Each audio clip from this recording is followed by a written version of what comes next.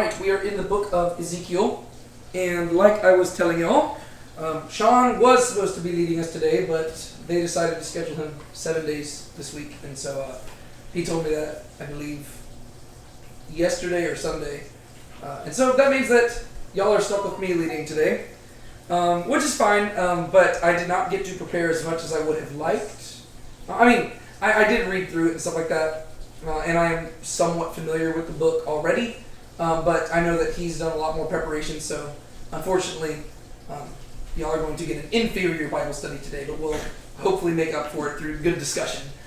And it's fine, we're going to spend like an hour on one section. Well, the thing is, since I'm wanting him to mainly lead it, I'm going to try not to cover like too much today. I mean, great. Hopefully we are going to still cover like, my goal is like roughly maybe chapters 4 through 7, if we can get through it. But even if we don't get through all of that, that's totally fine, because I do want this to be his to lead. And so I don't want to just like cover like most of the book while he's gone, because I don't want to like steal his thunder. And so with him, I'm all about like, yeah, we're going to cover a lot. Whereas today I'm more or less fine with whatever we cover. I have put chapters 1 through 11 into the PowerPoint. And so if we just get really effective, we're going to go all the way through. But my goal is really just chapters 4 through 7, if we can do that. But this is the where we're at, chronologically speaking, in the history of the people of Judah. There are basically 3 different prophets who are prophesying around the same time period. You've got Jeremiah. Where is he prophesying from? Babylon. Jeremiah is prophesying from Jerusalem. Yeah, Jeremiah is in Jerusalem, and he's going to be prophesying for a really long time, and he is there until the fall of Jerusalem, right? Around the same time period, you have a guy named Daniel, and we just studied his book, and Daniel was a young teenager during the first deportation to Babylon, and he writes his book from Babylon, and his ministry basically spans the entire time that Judah is in Babylon, to where he is there when they first arrive, and he is there 70 years later whenever he realizes that the time is coming to an end for the people to return. And then in the middle of that, you've got Ezekiel. Ezekiel seems to have been sent off to Babylon during the same wave as Daniel. But his book does not begin until he is approximately 30 years old, based off of the different interpretations we talked about of chapter 1, verse 1 last week. We think that Ezekiel's 30 years old at this time. And what are some things that we can say about Ezekiel? What do we know about him?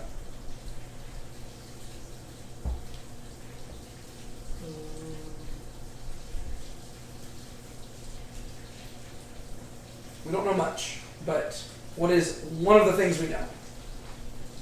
First thing we learned.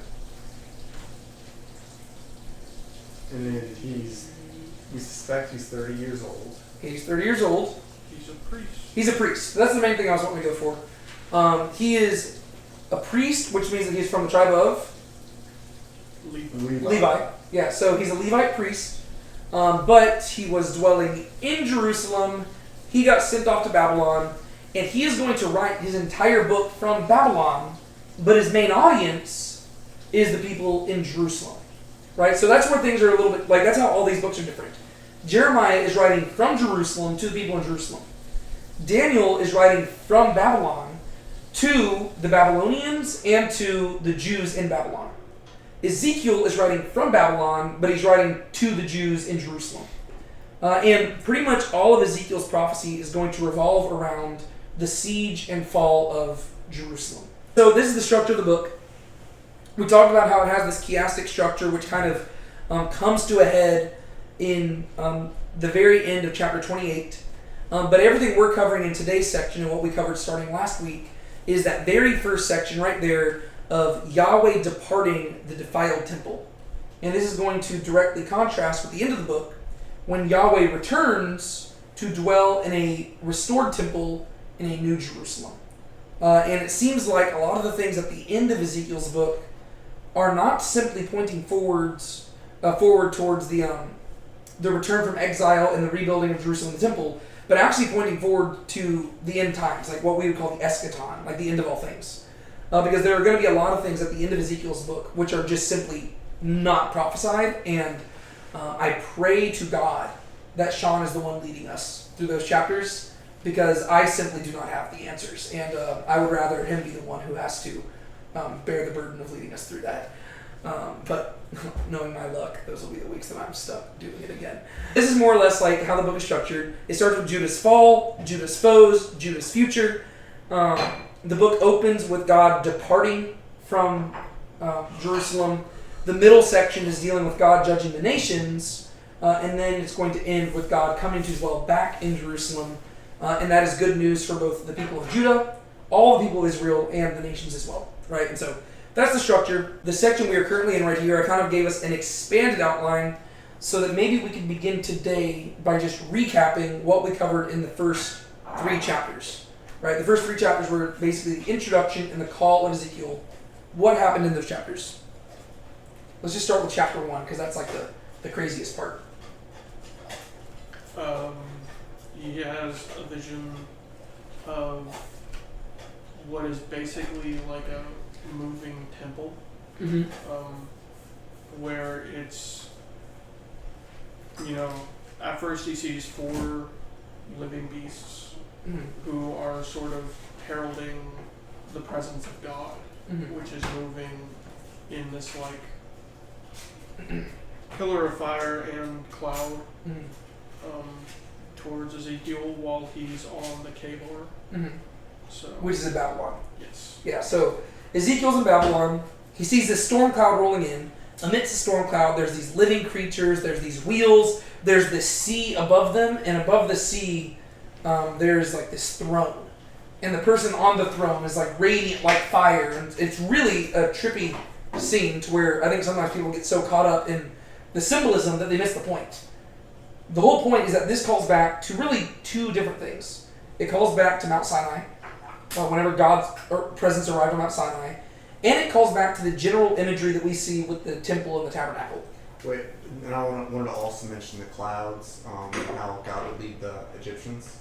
Not the Egyptians, the Israelites through the wilderness. Well, yes, yeah. So, and the thing that all 3 of those have in common is that this is the presence of God. And so the big question becomes, why the heck is God's presence in Babylon and not in Jerusalem? And the next few chapters are going to answer that question, right? To where Ezekiel, starting in chapter 8, which we're probably not going to get to today, he is going to have a vision of Jerusalem, and God's going to get up and leave. And he's going to actually depart the temple. If you remember, this is years ago now, but whenever we were in 1 Kings, Solomon dedicated the temple, and God's presence descended into it like a thick, dark cloud. And so it's going to depart from there, and that's going to kind of explain why God is in Babylon. But that led to chapters 2 and 3, and what happened in those chapters? Well, chapter 2 was really all about the sending of Ezekiel. It's basically what God's message and job for Ezekiel was, and like the burden that he had to bear as a prophet. Yeah, and what does God communicate to Ezekiel? What's going to be his burden? Basically that he's going to talk to a people, like he's going to prophesy to people who aren't going to listen to him. Yeah. And who are basically going to just like shut him out every chance that they get. Yeah, which is basically par for the course for prophets at this point. We saw I'm pretty sure the same thing was told to Jeremiah. Yeah, same thing was told to Jeremiah, same thing was told to Isaiah. Probably the most successful prophet we've talked about recently is Daniel. To where, in general, it seems like people just had a very high respect for Daniel. They listened to him. But it wasn't even like he was prophesying to the Jews. Yeah, but we're going to see a lot of this stuff escalated with Ezekiel. To where it's going to be kind of a weird thing where the main thing that God emphasizes, and this kind of also calls back to the wilderness wandering time period, is that the people are just stiff-necked and stubborn. And so with Jeremiah, a lot of times what you had people running into is that there were a lot of false prophets running around. You saw this with Isaiah as well. There's a bunch of false prophets, and the people are listening to the false prophets instead. And they're rejecting Isaiah and Jeremiah as being prophets at all. And it's only in hindsight that Isaiah and Jeremiah are recognized as true prophets. Whereas it seems like with Ezekiel, the people are going to recognize he is a true prophet, and the words he says are probably going to sit heavy on their conscience and maybe unsettle them. They're just not going to listen. And it's because that's how stubborn they are at this point. And so things are escalated even more. Which then led to chapter 3, where we kind of got to see Ezekiel's response to this. And how did he respond?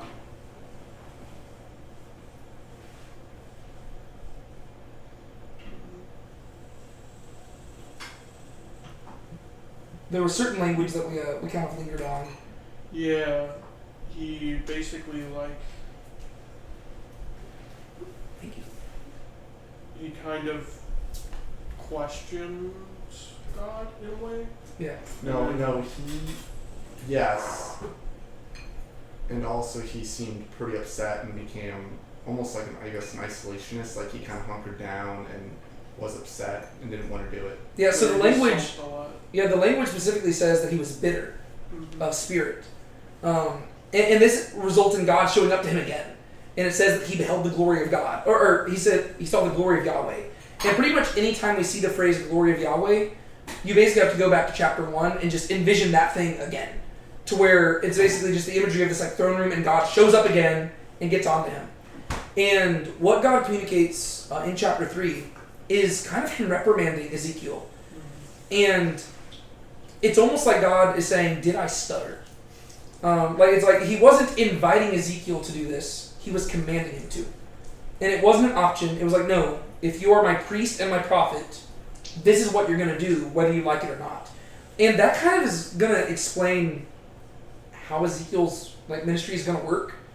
To where Ezekiel, of all the prophets, Jeremiah goes down as the weeping prophet, but Ezekiel is probably the prophet who has, without a doubt, the worst time. To where he is just, it's not going to be a pleasurable experience at all. And really, it isn't for any of the prophets. But Ezekiel himself, there are literally commentaries written just exploring the psychological profile of Ezekiel. Because he seems like a guy who is genuinely tormented by what he's going through. And today we're going to get a taste of why. In chapters 4 and 5 today, we're going to see the type of stuff God asked him to do, and it is not fun. And it gets to the point at the end of chapter 3 where God says to him, Ezekiel, your job is that of a watchman. You're supposed to imagine a watchman sitting on top of the wall of a city, looking out, and his single job is to report to people whenever something bad is coming.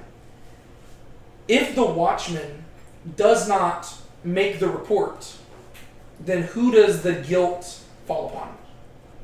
Him. It falls on the watchman, right? If he sees destruction coming and he does not say it, then the guilt falls entirely upon him. However, if he does let people know destruction is coming and they do nothing about it, then who does the guilt fall on? It falls on the people. And so God tells Ezekiel, this is what your job is. And that's both a blessing and a curse, because that means that all Ezekiel has to do is declare the words, right? As long as he makes the message known, he's done his job. Well, however, the message is not going to be good. People are not going to respond well, and Ezekiel knows this going into it. And there is this added burden that now God is basically saying, if you do not do your job, I am holding you guilty of everything that is coming towards the people of Israel. And so basically, he kind of draws the line in the sand and says, your punishment is death if you do not do this. And so Ezekiel's going to kind of be like, okay. And that seems very harsh, but that is where we're at in Israel's history, to where it's necessary. Well, were you going to say something? I was going to say that I was reading some commentary in the study Bible I have, and it was saying that Ezekiel's job, God says, will be like sitting on scorpions. Yes. Well, no, that's literally what the language said. Yeah. I don't remember what chapter that was. It was in chapter 3, I believe. So, it says 2:6. Chapter 2. 2:6. 2:6. Oh, yes. Now as for you, son of man, do not fear them, and do not fear their words, though thistles and briars are with you, and you sit on scorpions. Neither fear their words, nor be dismayed at their presence, for they are a rebellious house. And so what God's saying there is that he is going to push Ezekiel to his limit. And it's going to get to the point where the things people say to him and the things people do to him are going to make him so miserable. And the things God asks of him are going to make him so miserable that it's just going to be like his life is just walking misery.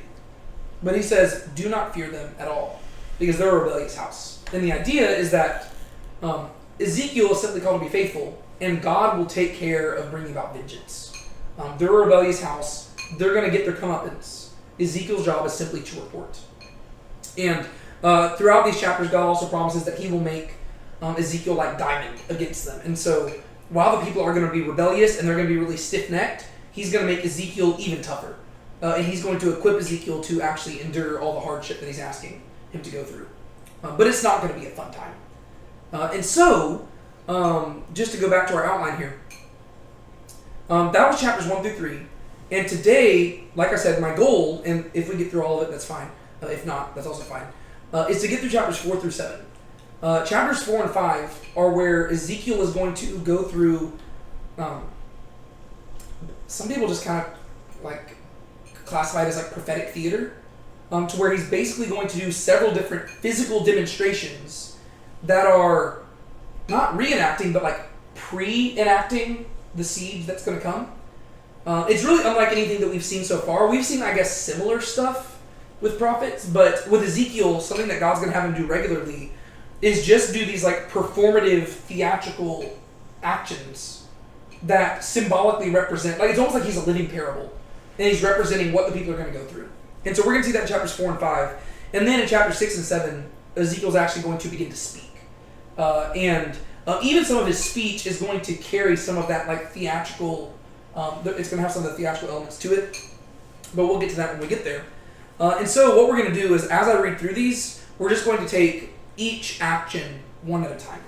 Right? And so sometimes we're going to be reading just a few verses, sometimes we're going to be reading a bunch, and that's going to be how we kind of address this. And so, going to chapter 4, we start in verses 1 through 3. This is what we read. Now as for you, son of man, get yourself a brick, set it before you, and inscribe a city on it, Jerusalem.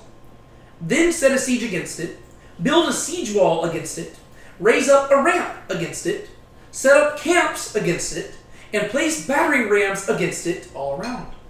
Now as for you, get yourself an iron plate, and set it up as an iron wall between you and the city, and establish your face toward it, so that it is under siege, and besiege it. This is a sign to the house of Israel.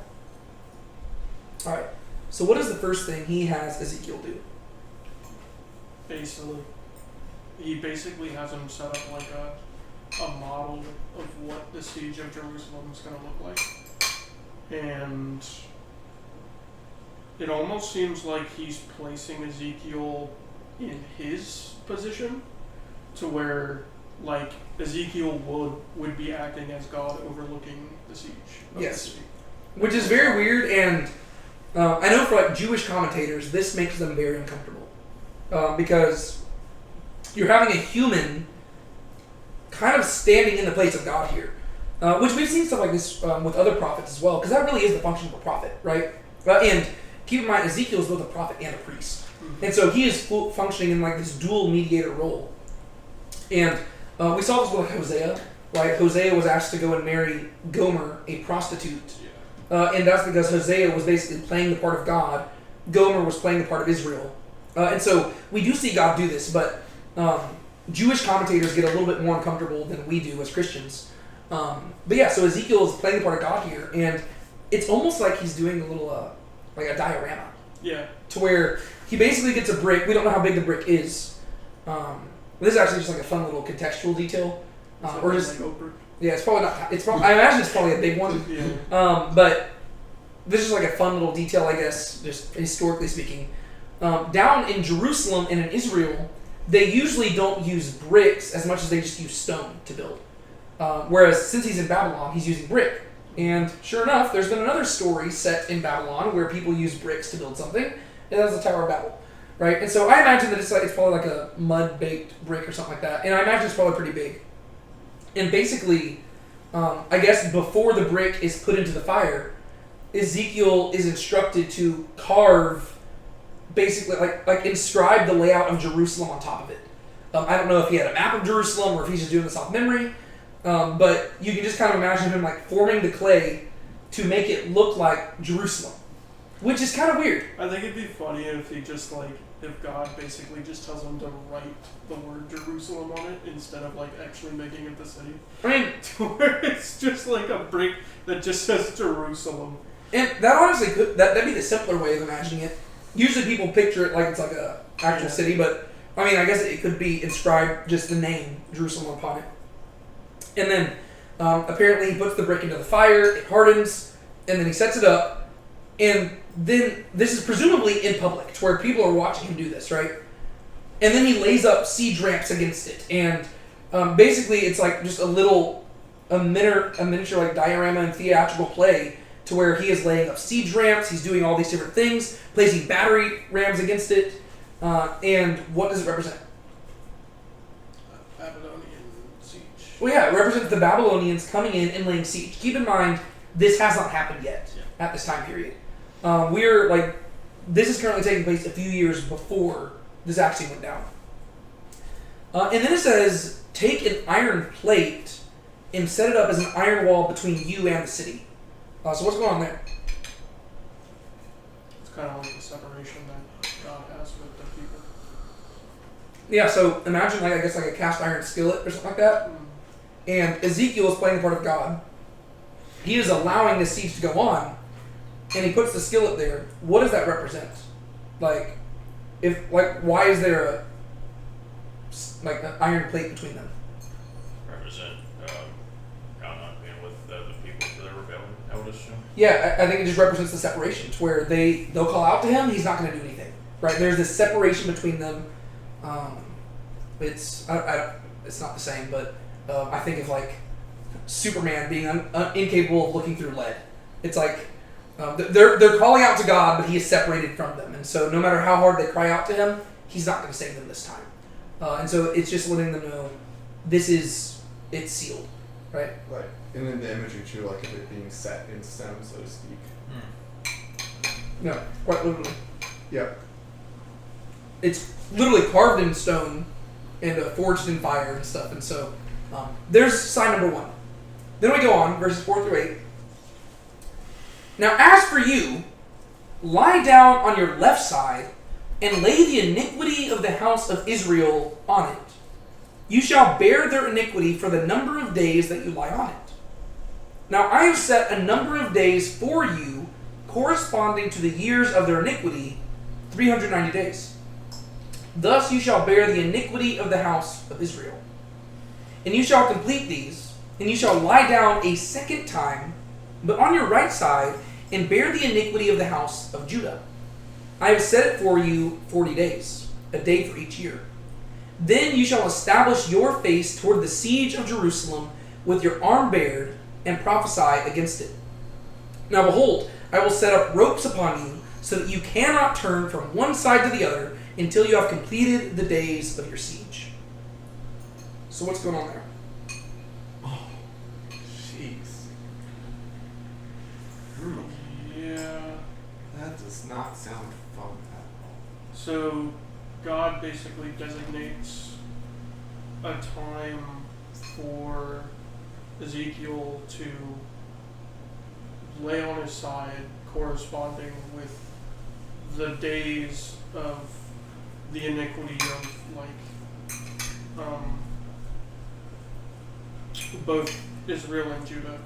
And I think I may be getting ahead of myself, but it seems like it corresponds to when the countries began to sin against God almost. Yeah, so Because it doesn't line up, the days don't line up with when Israel was exiled. yeah, this part is very confusing. Yeah. The 390 seems to make a little bit more sense. The 40 is the part where it really starts tripping people up, and so we'll get to that in a second. But just at face value, what happens here is that Ezekiel is called to basically lay on his side, his left side first, and then once that's over, flip over to the right side. And this is for over a year. 390 days, that is it's basically 13 months on one side. And God specifically says, I will set ropes upon you so that you cannot turn from one side to the other. And so these seem to be metaphorical ropes, but it seems like he has almost put what I would say it's in a state of paralysis, to to where he is stuck on one side for 13 months. And then, whenever he moves, he can only flip over on the other side for another month and a half. And this represents, I guess it would be the, I guess almost the spiritual paralysis that the people of Israel and Judah have been going through during this whole time. And so, That's the only thing I can think of. yeah, whenever it refers to Israel itself, this would seem to be referring not simply to the northern kingdom, but to both kingdoms. Like the big picture house of Israel, which is Israel and Judah combined. Because if you do the math, the temple was erected in, it was around 970 BC. And if you go 390 years later, that is roughly the time period that Ezekiel is preaching right now. And so being on the left side would kind of roughly correspond to that. The 40 years, though, specifically for Judah, that's where it gets a little bit more confusing. Because there's not really a fixed date where we know what to do with that. I mean, I guess if you count 40 years backwards, you land into the reign of Josiah, which is around the time period that they discovered the law again. And so it could be that like God is counting for, specifically for Judah, okay, since they rediscovered the law till now, there's been 40 years of just that. Because remember, like, there was more than 40 years that passed between the northern kingdom falling and Judah falling, right? So that's where things get confusing. And so it could be counting from Josiah, like discovering the, like the law up until now. But then you have the 390 and the 40 overlapping. If that makes sense, right? Because that means that 40 of the years would be part of the 390, whereas the imagery seems to be it's 390 plus 40, in which case it would be 40 years after that, which I don't know. It could be maybe it took 40 years once, like 40 years after this for Judah to stop being idolatrous. I don't know. The one thing that people do lean towards is that when you add 390 plus 40, what do you get? 430. And that is the same number that we saw as far back as like Genesis and stuff, being associated specifically with their slavery down in Egypt, right? And so it could be that this is simply, really it's the summative number that represents how just as they were sojourners in a foreign land before, so now they are going to do so again, this time because they've become exactly like the people that God had kicked out before them, right? So just as there were 430 years of preparation leading to them kicking out the Canaanites, now there have been 430 years of preparation for them being kicked out of the land. And so that could be what's going on there. And then, does anything significant happen 430 years after this? I mean, not that I know of. Like 400, so that'd be like 586, that'd be like 150 BC, because it's around the time of the Maccabees. I don't know, but that's where it is kind of confusing. And so I don't have a perfect answer there. The 391 seems a lot clearer, but long story short, whatever is meant by it, there's just like, it's the representative of just like the spiritual stagnation they've been in, and then the judgment that's going to come as a result.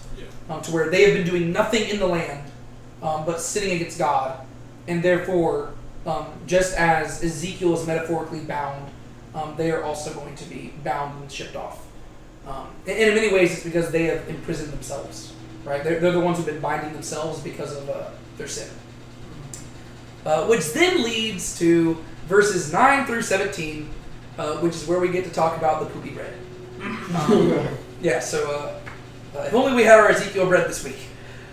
Now as for you, take wheat, barley, beans, lentils, millet, and spelt, set them in one vessel, and make them into bread for yourself. You shall eat it according to the number of the days that you lie on your side, 390 days. And your food which you eat shall be 20 shekels a day by weight. You shall eat it from time to time.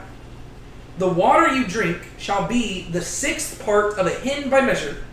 You shall drink it from time to time. You shall eat it as a barley cake, having baked it in their sight over human dung. Oh. Then Yahweh said, thus will the sons of Israel eat their bread unclean among the nations where I will banish them. But I said, ah, Lord Yahweh, behold, I have never been defiled. For from my youth until now I have never eaten what died of itself or was torn by beasts, nor has any offensive meat ever entered my mouth. Then he said to me, see, I will set for you cow's dung in place of human dung, over which you will prepare your bread.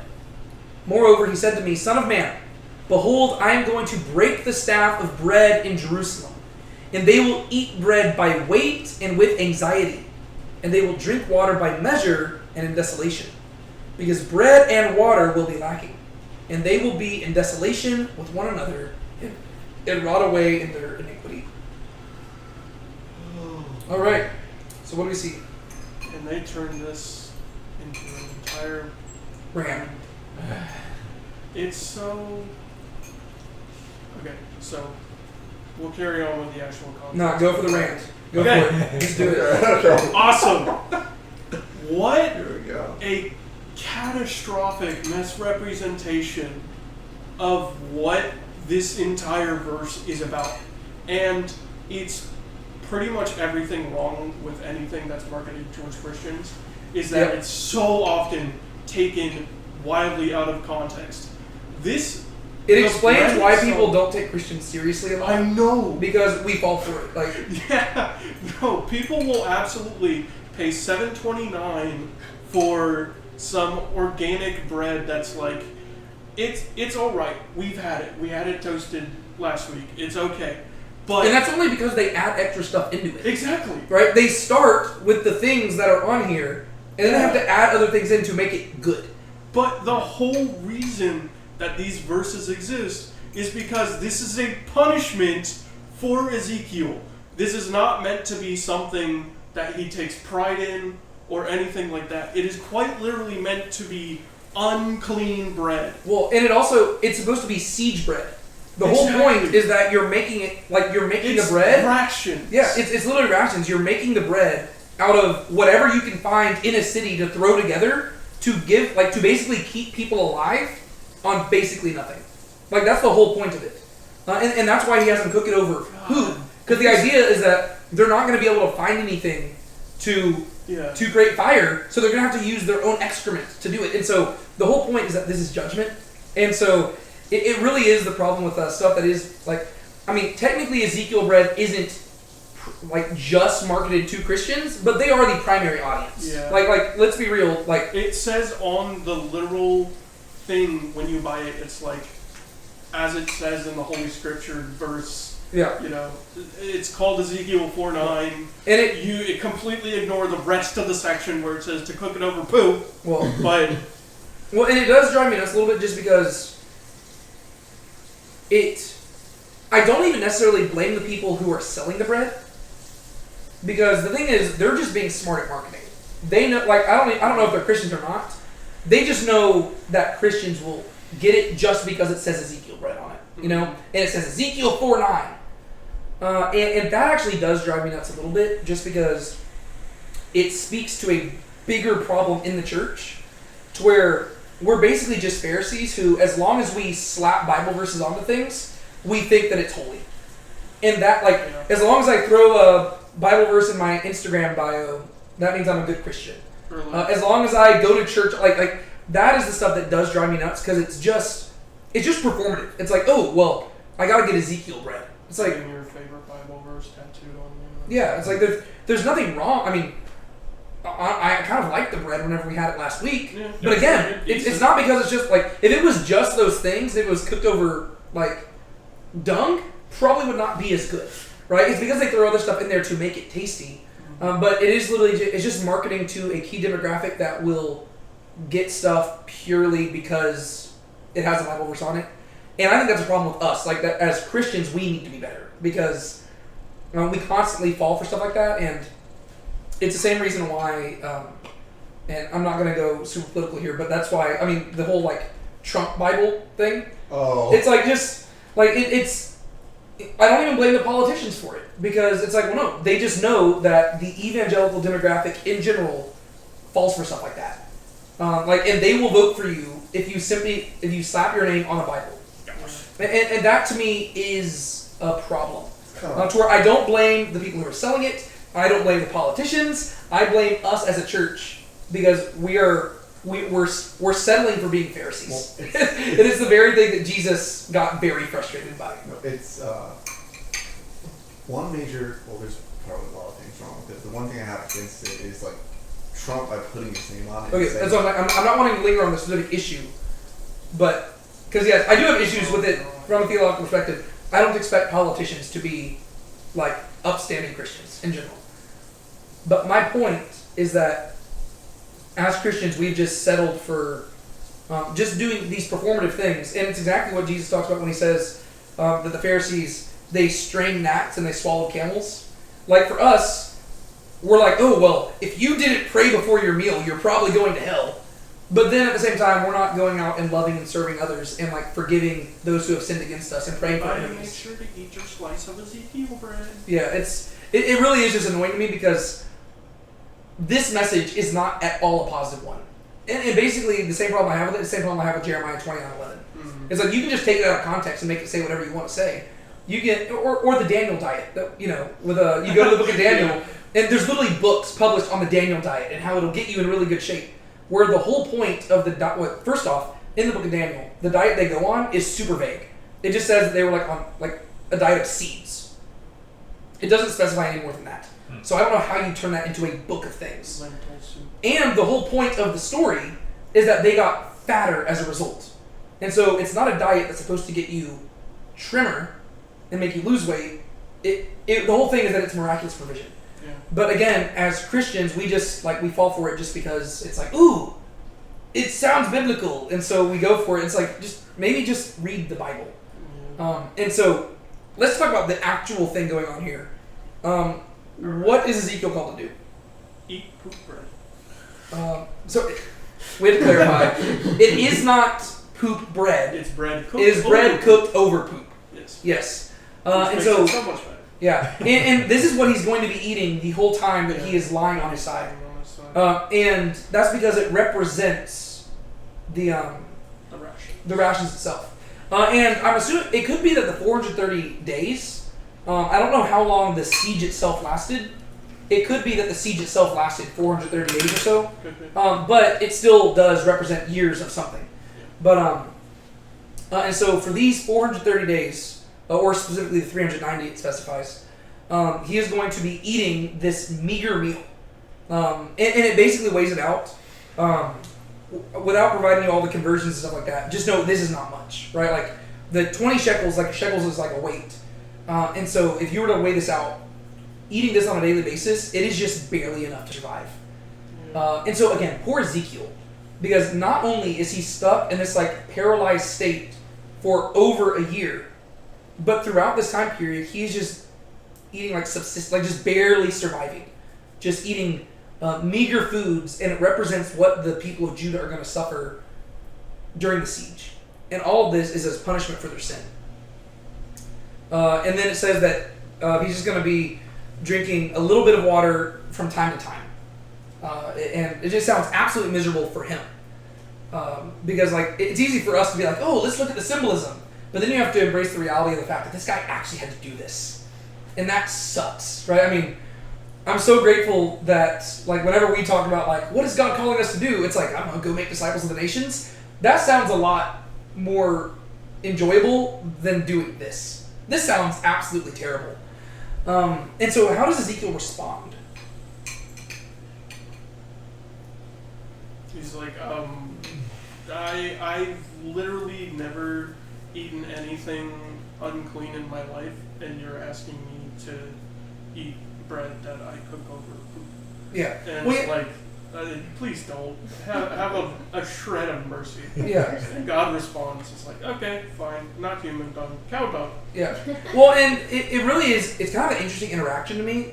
The fact that God changes here, changes his mind, I think that it is kind of sweet because, technically Ezekiel should just go through with it. Yeah. But the reason why Ezekiel pushes back, it's not because he's just unwilling to do it like out of like a personal desire. It's because of his commitment to Torah. And he says, God, I was like, 'cause remember, he's a priest. And a lot of the priests are corrupt and stuff, but he's been faithful. And he says, God, I have kept kosher my entire life. And I don't even know if technically anything that God is asking him to do here would violate the kosher laws. But it's just gross in general, right? Like it's just naturally gross to where you got to realize that a lot of the laws, there's certain implications to them, right? God gives you a framework of like, hey, here's what's clean and unclean. And in general, cooking food over manure, not clean, right? But it is true that manure could be used like for burning things, but usually you don't use it to cook food, right? You only do that as like a last possible resort. And so when Ezekiel responds, it's not that he's like, ooh, God, that's gross. It's just he's like, God, I've really like tried to keep your law, and I don't want to eat anything unclean because it's like can we just change it a little bit? And so God does compromise, but it's interesting that he doesn't compromise enough to like get rid of the point. He just says, okay, instead of human poop, use animal poop, but it's still unclean, you know. And so like I think it's a very interesting thing to where God is willing to compromise, but not so much that it keeps Ezekiel totally clean, you know, to where he's like, okay, out of respect for you, I will make it to where what you're doing is less unclean, but it still is unclean. And I just find that interesting because it's like he's showing mercy, but he's not showing so much mercy that it misses the point. Because the whole point is that the people of Judah have sinned so severely that they are going to be forced into a state of perpetual uncleanness. As a result of their sin, when they are under siege, they're just not even going to be able to keep the law. And that's going to be even more true once the temple is destroyed, because now they can't even offer sacrifices. And so it's going to get to a point where keeping the law is literally an impossibility because of their sin. And whenever they are in the siege, they're going to be eating the same sort of stuff that Ezekiel's eating here. And they're not going to have anything to make fires with but their own excrement. And the idea of human poop, it's the idea of they're putting the food in their body, and then when that food comes out, they are using it to create their next meal. You know what I mean? So it's this vicious, ugly cycle of like what goes in comes out. You use what came out to make your next food, and then it just keeps going in and out. But then eventually that runs out, right? Because like eventually there's just no more stuff, right? And so that's like that's just the grossness of it. And so that's what Ezekiel has to go through. Do y'all have any other comments y'all want to make about this one? Brutal. $7.29. Scary. What? That's how much I paid for the loaf. Oh, I yeah. paid for it just to be angry. Yeah. So I guess I'm really the sucker. Well, hey, but to be fair, if we were in an actual siege, that loaf would probably be worth a lot more. That's true. It'd probably be like at least $200. I'm probably gonna make some grilled cheeses with it when I get home or something. Yeah. So, anyways, we'll move on. I'm going to read through all of chapter 5 because it really is just like one big thing. And this one, we're actually going to get more of an explanation for what's going on. Now, as for you, son of man, take a sharp sword. Take and use it as a barber's razor on your head and beard. Then take scales for weighing and divide the hair. 1/3 you shall burn in the fire at the center of the city when the days of the siege are fulfilled. Then you shall take 1/3 and strike it with the sword all around the city, and 1/3 you shall scatter to the wind. And I will unsheathe a sword behind them. You shall also take a few in number from them, and bind them in the edges of your robes. Take again some of them, and throw them into the fire, and burn them in the fire. From it a fire will spread out to all the house of Israel. Thus says Lord Yahweh, this is Jerusalem. I have set her at the center of the nations, with lands all around her. But she has rebelled against my judgments more wickedly than the nations, and against my statutes more than the lands which are all around her. For they have rejected my judgments, and have not walked in my statutes. Therefore, thus says Lord Yahweh, because you have more turmoil than the nations which are all around you, and have not walked in my statutes, nor done my judgments, nor done the judgments of the nations which are all around you. Therefore, thus says Lord Yahweh, behold, I, even I, am against you, and I will execute judgments among you in the sight of the nations. That I will do among you what I have not done, and the like of which I will never do again, because of all your abominations. Therefore, fathers will eat their sons among you, and sons will eat their fathers. For I will execute judgments on you, and will scatter all your remnant to every wind. So as I live, declares Lord Yahweh, surely because you have defiled my sanctuary with all your detestable idols, and with all your abominations, therefore I will also withdraw, and my eye will have no pity, and I will not spare. 1/3 of you will die by the plague, or be consumed by the famine among you. 1/3 will fall by the sword around you, and 1/3 I will scatter to every wind, and I will unsheath a sword behind them. Thus my anger will be spent, and I will cause my wrath against them to be at rest, and I will be appeased. Then they will know that I, Yahweh, have spoken in my zeal, when I have spent my wrath upon them. Moreover, I will make you a ruin and a reproach among the nations which are all around you, in the sight of all who pass by. So it will be a reproach, a reviling, a chastisement, and a desecration to the nations who are all around you, when I execute judgments against you in anger, wrath, and wrathful reproofs. I, Yahweh, have spoken. When I send against them the deadly arrows of famine, which were for the destruction of those whom I will send to destroy you, then I will also intensify the famine upon you, and break the staff of bread. Moreover, I will send on you famine and wild beasts, and they will bereave you of children. Plague and bloodshed also will pass through you, and I will bring the sword on you. I, Yahweh, have spoken. Alright, so what happens there? He essentially asks Ezekiel to take a sharp sword and shave/groom himself. He says, burn 1/3, 1/3 cut with the sword around the city, and then the other third throw to the wind, and that symbolizes the way God's going to judge Israel. Yeah, so what are the three things? What do they represent? So the fire represents basically plague, sickness, famine. And that's from the siege. Yes, from the siege, which will kill 1/3 of the people. Then when the siege is broken and the Babylonians attack the city, 1/3 of them will be killed by the sword. The other third will be scattered to the winds as exiles. Yeah, and then it says that he will send a sword after them. Yes. And so even the ones who are exiled and scattered, some of them are still going to be killed as they flee or in captivity. And so that's what the three of them represent. And it's also interesting that God asks him to shave off his hair and stuff, because that's it's a shameful thing for a Jewish person to do. To be bald. Yeah, so again, Ezekiel not having a great time. This was something that they would do specifically to shame people in ancient times, to where we read stories with, I think it was back during the time of David, when some of his, it might have been earlier than that actually, I don't remember. But there's several stories like this in the Bible, where a group of men, they get captured in war, or sometimes they're emissaries, just like delivering a message. And the enemies, what they'll do is they'll cut off part of their beards and send them back, because it's just a sign of shame, because you're getting up close and personal and disrespecting this person. Because especially in Jewish cultures and just ancient cultures in general, you'll notice that there are very few Jewish men who do not have beards, and that's kind of a growing thing over here in America too. But over in the ancient cultures, it just represented age, and whenever you were all clean shaven and stuff, it represented youth. And it was nowadays over in America, we idolize youth, and we want people to stay young forever, which is kind of weird. Whereas then and so even you have you have actors and stuff who are constantly getting Botox and stuff like that, because they want to look young forever.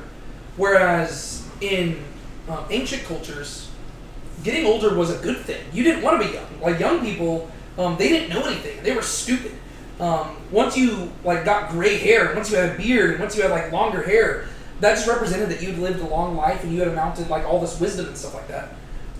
And so to cut a person's beard, which is not something you would typically do, there was something in the like there was a law with like in the Torah where you could take a Nazirite vow where you would grow your hair out and not shave it at all, and then once the vow was over, you would shave yourself. But even then, that was kind of you self-abasing yourself out of respect for God, and so you were. It almost kind of represented like a new birth, to where as a result of this vow, you have been kind of born again, and you shave yourself, you cleanse yourself, and then you grow it back out. But yeah, so Ezekiel's having to actually just like shave himself. And what do you think that represents? Why specifically is he shaving himself? Like, what does that represent for the people? Basically, like the fresh start they're gonna have to get. And they're basically being stripped down, right? So, if Jerusalem is the head of all Judah, right, then the hair would be just everything that Jerusalem has. It's the stuff that surrounds it. And so Jerusalem is going to be stripped of everything it has, specifically the people. And you've got the three different parts. A third of them are going to die in the siege, whether that be from famine, pestilence, sickness, starvation. A third of them are going to die during the actual destruction itself, during the warfare. And then a third are going to be carted off into exile or killed while fleeing. And then what else do we learn? Specifically in like verses like 5 through 12, we get to learn a lot there where God actually explains why.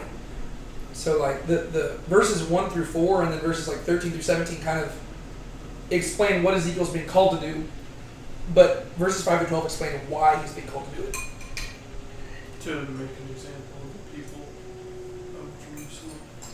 To say like, hey, this is what happens because you rejected my judgments and my statutes. It's like, everything I told you would happen in Deuteronomy 32, I'm doing to you now. Mm-hmm.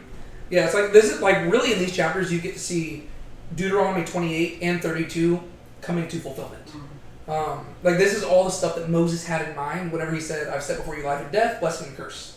And whenever he sang his song and said, you're going to grow fat and rebel, and God's going to send the Gentiles after you, he's going to kick you out of the land.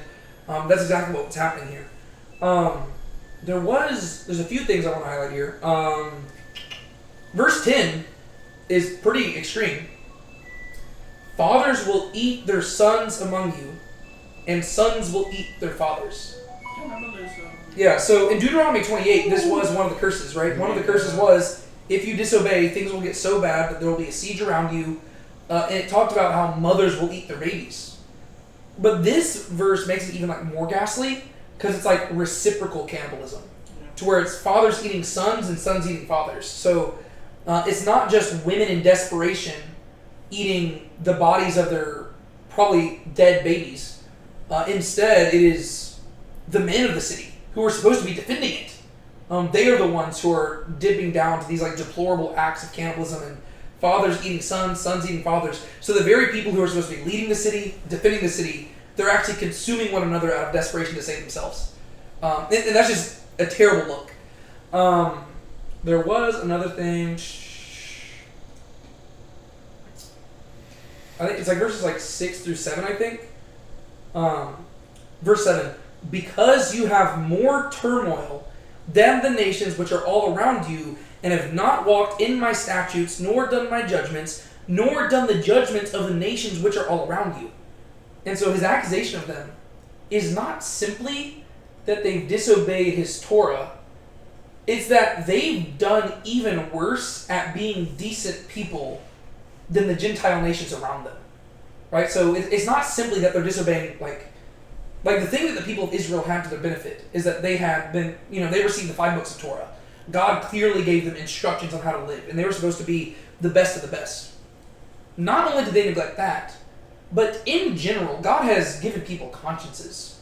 And it's not like the people of Israel are the only people who had ever stumbled on morality, right?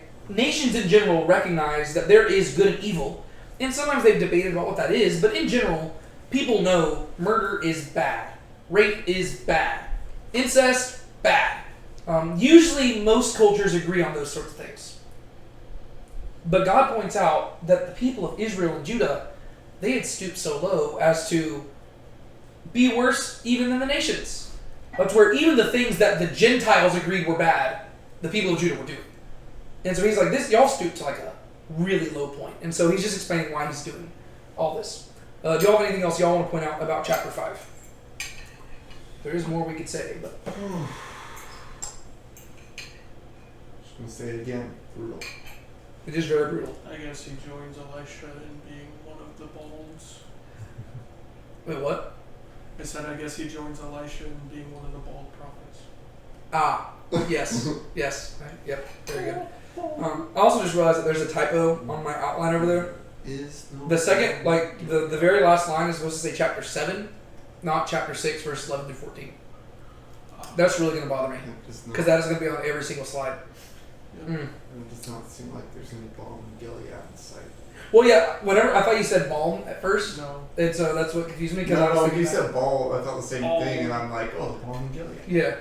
Alright, so there's chapter 5. And also, this is a scary place to hear, like, that final phrase, I, Yahweh, have spoken.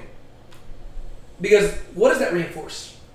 That it's not going to be. But it said, I'm not redacted. changing my mind. Yeah. You can't convince me otherwise. Yeah. Where's that? I was going to say that's not going to be redacted.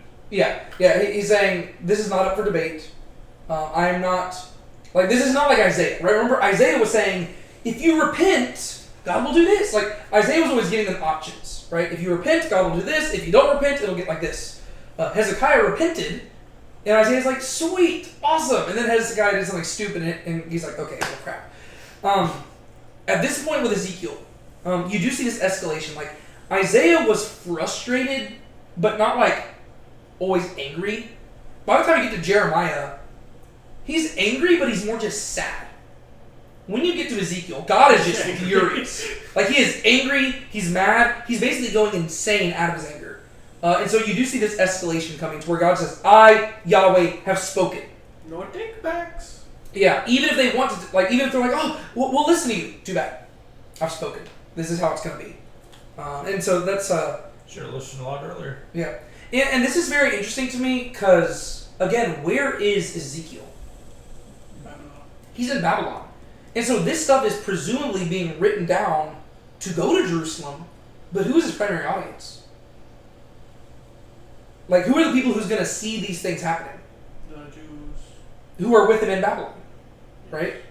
Because, I mean, if he's in Babylon, it's the other Jews who are there with him. And this is going to be terrifying for them because, specifically, who was it who was shipped away during that first wave of deportation? It was like all the nobility. Yeah, it was the nobility. Like, it's the leaders. And so they probably are hoping, oh, God's going to bring us back home and everything's going to be fine. And now you have Ezekiel in their presence. He's baking these bricks. He's laying up sieges. He's laying on his side. He's cooking bread over poop. He is cutting his hair off. And he's saying, this is what this represents and it's going to happen in the next few years. They're probably like, oh, this is not good news for us, right? We're not coming home anytime soon. And then it's also interesting because we know that at this time period, there were false prophets in Babylon who were trying to convince them that they would go home soon. Because remember, that's what Jeremiah was addressing in chapter 29. Yeah. He said, don't listen to the people who say you're coming home soon. What they should be listening to is people like Ezekiel. And I just think it's kind of funny to picture that Ezekiel and Jeremiah are probably doing these things at the same time. And so Ezekiel's going through all this stuff in Babylon, and Jeremiah's just like weeping in Jerusalem. And it's because they both know what's about to happen. All right. Now I'll read through chapter 6. Or actually, do one of y'all want to read through chapter 6? So I don't have to just like... You know.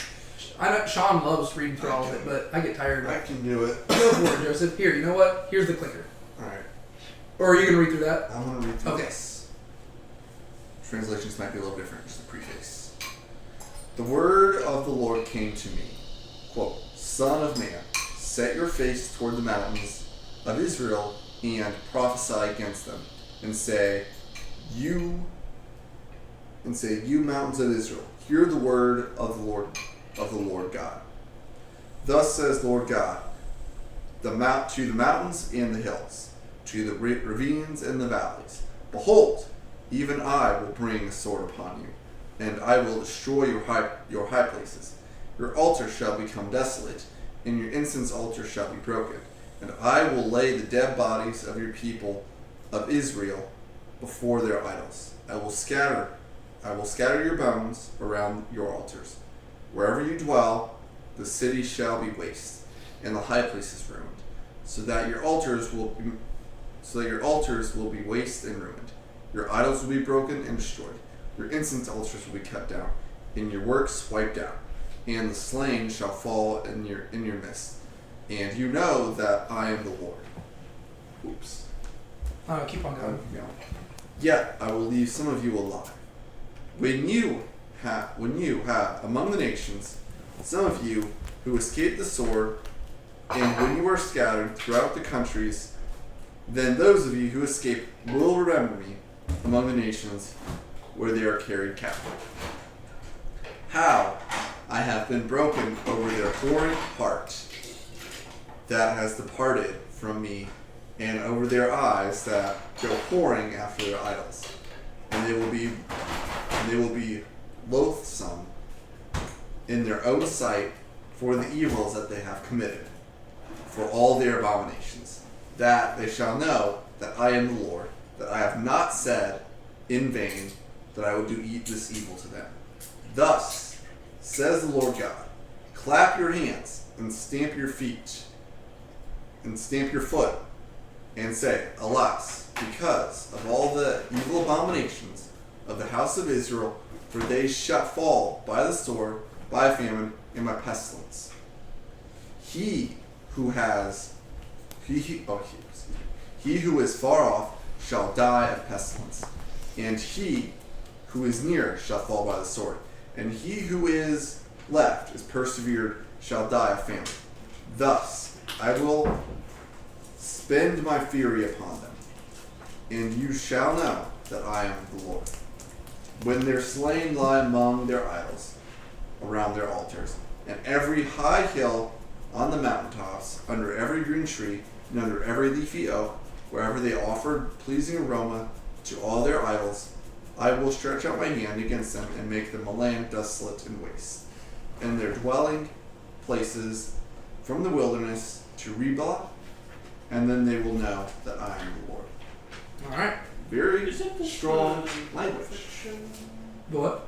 Isn't this the Pulp Fiction? I've actually never seen Pulp Fiction, but I can look it up. I know it is from Ezekiel, but Yeah, I'm pretty sure this is it. Because it's very similar. Well, the version in Pulp Fiction isn't actually like in any translation. it's Ezekiel 25:17. Oh, okay. Here we start seeing some grotesque language. It is grotesque. So what do we see happen here? What did you just say? Nothing. Yeah, basically, God is, prophesying even against the land because of the altars, the abominations, the high places, all the stuff that scars the land, and the whole reason for the exile is to get the people of Judah out of the land so that it can take a Sabbath. Yeah. Essentially. Yeah, all the Sabbaths that, the Sabbath years that they have abandoned and skipped, he says, I'm going to give them back. And so, since there have been basically, they've been in the land for, 490 years? And so, that'd be 70 different Sabbath cycles that they've missed. And so, he's like, okay, 70 years of exile, let's give the land some rest.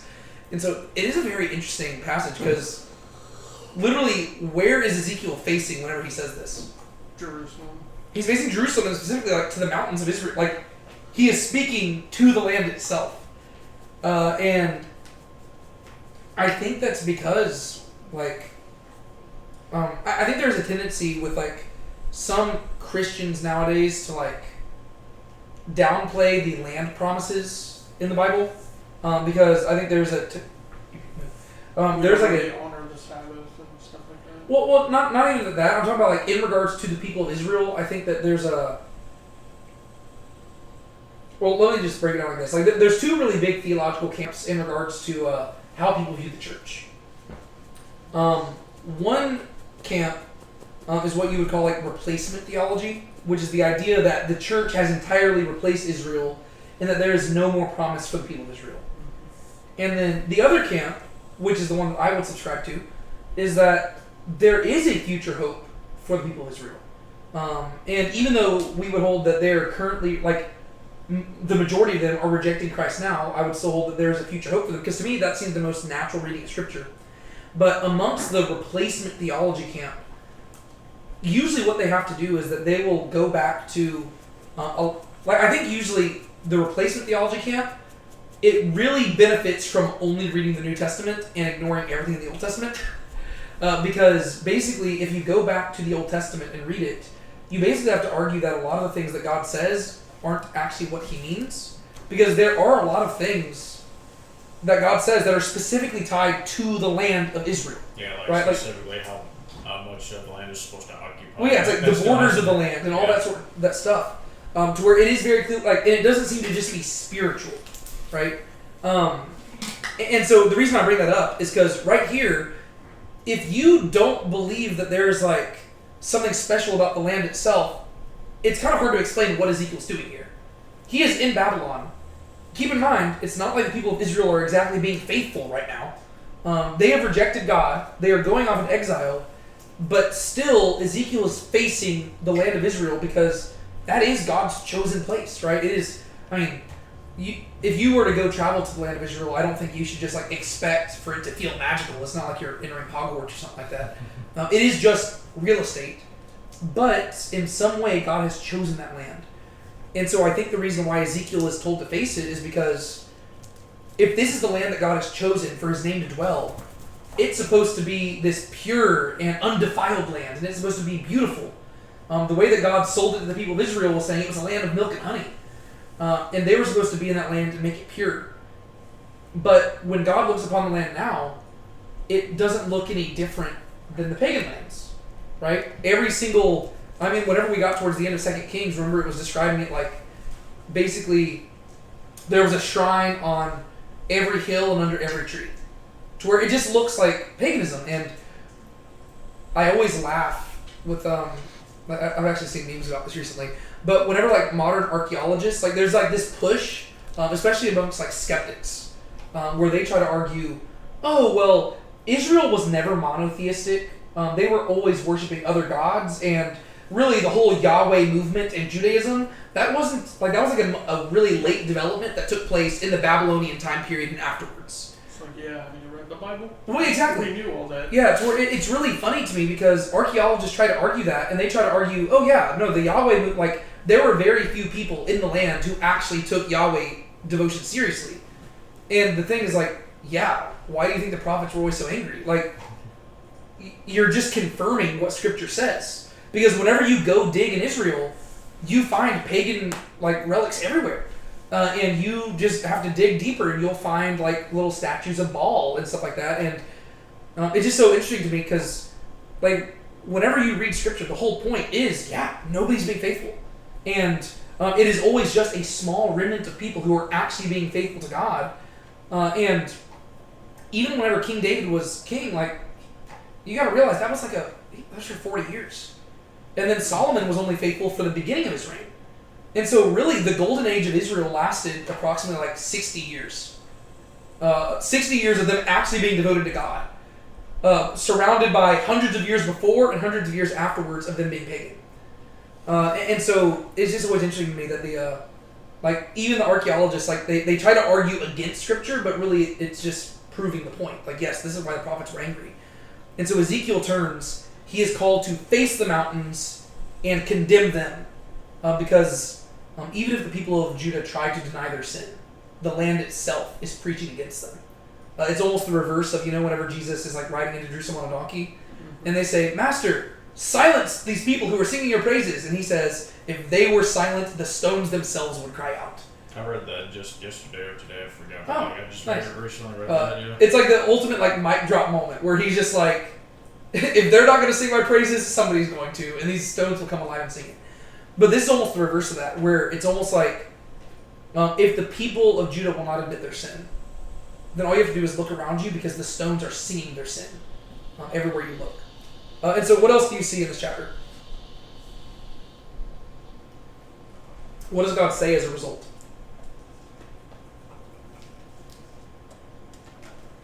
What does he say to the hills, the ravines, and the valleys? The slain will fall among them. I myself will bring a sword on you. I will destroy your high places. Oh, yeah. Yeah, so he's going to come in and destroy all these things. But then he does say, I will make your slain fall in front of your idols. Keep this in mind, because he's talking to the mountains, the hills, and the valleys, and now there are slain dying there. I will also put the dead bodies of the sons of Israel in front of their idols, and I will scatter your bones around all your altars. Does that mean there's bones in the valley? Yeah, it's almost like there are bones in the valleys, and they're going to be there for a while. So They might even get dry. yeah, they might get dry after being there, to where there is going to be a valley of dry bones. And that is punishment for their idolatry. And the question becomes, can those dry bones come back to life? Right? Like, is Israel's and Judah's idolatry, is that going to be the end of them? Or is God somehow going to resurrect them and bring them back and make them fulfill his original purpose? And if you've read Deuteronomy 32, you know the answer to this. Yes, he is going to save them, right? But according to Deuteronomy 32, when is he going to save them? At the end. At the very end, right? When they have been brought down to like the end of their strength, right? God says that he's going to destroy them. He's going to pummel them. He's going to bring them down, and they're going to call out for help. And he's going to say, oh, where are all the gods that you were worshiping? Like, let me give them time to help you real quick. Where's Baal? Where's Asherah? I don't want to just jump the gun and think that you need me. Let me let them save you. And then only whenever they are almost dead, he'll step in, he'll save them, and then they'll be like, oh, we're sorry. And he's like, yeah, I am he. And so that's kind of where we're heading with this whole story. But yeah, so he's going to destroy them. He's going to sprinkle their bones around the altars. The valleys are going to be filled with dry bones. And we're going to revisit that again at the end of Ezekiel, right? Remember, this is a...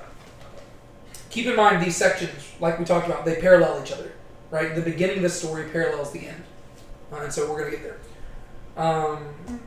The slain will fall among you, and you will know that I am Yahweh. Where have we seen that phrase before? A lot of places.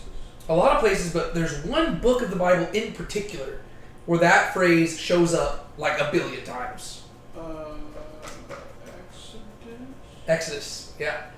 In the Exodus story, the repeated refrain by God is that he's going to do all these things in Egypt, and then the Egyptians will know that I am Yahweh. And he's going to do all these things, and Israel will know that I am Yahweh who saves them.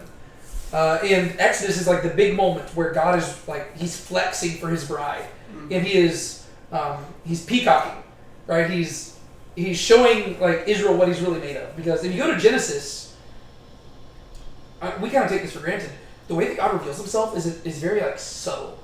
It's very like personal, to where he'll show up in a private conversation with Abraham, and a private conversation with Isaac, and a private conversation with Jacob. But he's not doing these really big bombastic things. At the beginning he is, right? I mean, he's sending a flood. He is, he's dispersing the nations. But once it gets to the people of Israel, the biggest thing he does is Sodom and Gomorrah. But everything else is very personal. And it's not until the book of Exodus where God's like, let me just clarify to you, I'm not just any God. I am the God. And so Exodus is where he's flexing that, and he's got something to prove. So why do you think you see that phrase repeated here in verse 7? The slain will fall among you, and you will know that I am Yahweh. Emphasize his authority. Yeah. But why do you think it specifically calls back to the Exodus? Because they're about to undergo a second, basically, time of slavery. Yeah. Well, yeah. So it's like in Exodus, he took them out of the out of slavery, and now he's sending them back into slavery. And so he's like, I took you out, and I can send you right back. And you won't, like, both ways you're going to know that I'm Yahweh. And that also calls back to Deuteronomy 32, right? Because, or even more specifically, I guess, Deuteronomy 28, where the whole purpose of the Torah was basically that it was like, well, it's one of the purposes, but it was basically a failsafe so that whether Israel obeyed or disobeyed, God would be able to accomplish his purposes. Right? Because he says, okay, if you obey me, things are going to go well for you in the land, and everybody's going to look at you and be like, wow, those people are being blessed by God. We should join them. And so it's going to lead the nations to God.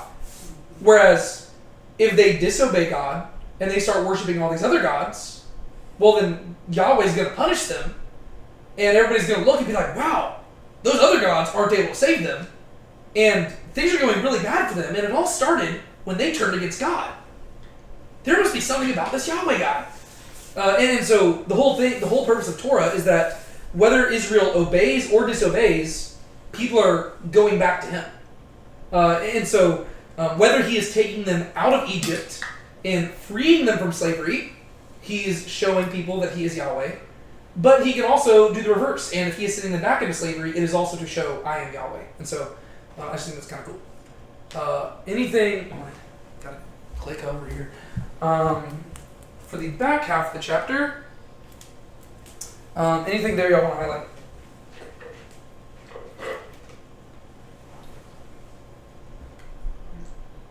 Verse 8 is a theme that we've covered quite often. A faithful remnant, or a repeating pattern throughout the Bible. Yeah, I will leave a remnant, for you will have those who escape the sword among the nations when you are scattered among the lands. Why does he feel the need to leave a remnant? It's his people who still has a plan for them. He made a promise to Abraham. Yeah, he's got a promise he's got to fulfill. And even beyond the promise to Abraham, if you go way back to the Garden of Eden, God has a whole goal here. And he is committed to fulfilling that goal through the people of Israel. That's why he made the promise to Abraham, right? It's like these people, they serve a particular function, and if he were to wipe them out totally, then he would be violating his covenant to Abraham, and he would have to be starting the whole process over again. And so he's like, no, I'm not going to wipe all of them out. I will preserve a remnant. And here he doesn't even say a faithful remnant. He just says, I'm going to preserve a remnant. Right? So I'm not going to destroy everybody. It's kind of like he's to the point where he's like, okay, I'm doing this in spite of you, not because of you. Yeah. Well, yeah, he's this is where we're getting, like, if you go to Genesis 15, you know, whenever God passed through, like, the animal carcasses by himself, Yeah. this is the part where that's really beneficial. Because in that covenant, what did that represent? Like, the fact that God went through the carcasses alone. It didn't have to be held up by man. Like, if man failed, then it doesn't, like, make the promise go away. It's only God that's having to uphold his part. Yeah, the idea is that it's unconditional, right? He says, I'm going to fulfill my end of the deal whether you do or not. And that's really good news. Because if you look at the Torah, that was a very conditional covenant, right? If you obey me, things are going to go well with you. If you disobey me, things are going to go bad with you. But the Abrahamic covenant was not conditional. It's unconditional. God says, I'm going to do it no matter what. And that's really good. Because right now, they are not doing their end of the deal. And so, they are going to almost die. Right? To quote the Princess Bride, mostly dead. But he can still work with mostly dead. Because he can bring them back. But he himself is going to take the brunt of this here. And he's going to find a way to work through it. And he's going to be faithful even though they're not. And so he's going to preserve a remnant. He's going to scatter them. He's going to bring them back. He's going to fulfill his promises. And then he even says, those of you who escape will remember me among the nations to which they will be carried captive. And so what do we learn there?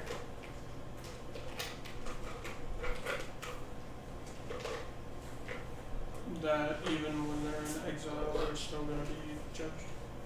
And like, Yeah, but there's a shift that happens. Then those who escape will remember me among the nations. they'll become faithful to God. Yeah, so he's saying that this exile will actually be a good thing, right? And it'll benefit them. It's like one of those things where whenever a bad thing is happening in your life, sometimes you wonder, like, what is the purpose behind this? Well, God explicitly tells them what the purpose is going to be. The reason he's sending them into exile is so that they stop being idolatrous. And that is going to be one net positive that we see from this. Whenever we get to after we finish Ezekiel, we're probably going to be going into Ezra and Nehemiah, and we're going to see that once they get back from exile, idolatry ceases to be the problem. that the people of Israel have. This is again why archaeologists argue that monotheism was really born during exile. Because all of a sudden, whenever you look at the post-exilic archaeology, all of a sudden they're worshiping one God. Which again, that's consistent with what the Bible says. The whole point of the exile was to get them to stop worshiping other gods. And so whenever they come back to the land, they're no longer worshiping other gods. Now they have just other issues. Like, they're still disobeying Torah. They're just doing it in different ways. What were you going to say? I was going to say it's going to go more to like the Zealots and the Pharisees and being extremely legalistic. Yeah, and that's exactly what's going to happen. To where all those people are born in the time period in between the Old and the New Testament. To where basically they go back, like they return from exile, they rebuild the temple, they rebuild Jerusalem, yet God still isn't dwelling with them. And so they're like, okay, well, what can we do? And so all of a sudden, for the next few hundred years, there's all these Reformation movements that are taking place. And they're trying to figure out, what do we do? And so you've got like the Pharisees who show up, and their whole thing is we gotta be extra pious about the law. And like, if we could just keep the Sabbath for 1 week, the Messiah will show up. And so they get like they tighten the bolts and everything to where it's like really strict. And everybody's going to have different responses, and that's going to pave the way for the New Testament. But yeah, so idolatry will cease to be a problem after the exile. And so that is a net positive. So that like whenever you get Jesus showing up, he's not having to confront them over idolatry. He's confronting them over hypocrisy, right? To where he's like, yeah, y'all worship one God. That's awesome. The issue is you're not worshiping him the right way. You're making more about yourself. And so verse 10, then they will know that I am Yahweh. I have not said in vain that I would do this calamitous evil against them. And so there's like a double-edged sword, because he's like, yes, you will know that I am faithful when I go through with what I said and destroy you. It's like, that's sweet. Like, it's what I said in Deuteronomy 32. Yeah, it's like, as like Jerusalem is going up in flames, and as the people in Babylon see other groups of exiles coming towards them, they're going to be like, wow, God is so faithful. As like tears stream down their eyes. They're like, so Jerusalem's destroyed, I guess. Verses 11 through 14 are kind of weird. What does God tell Ezekiel to do?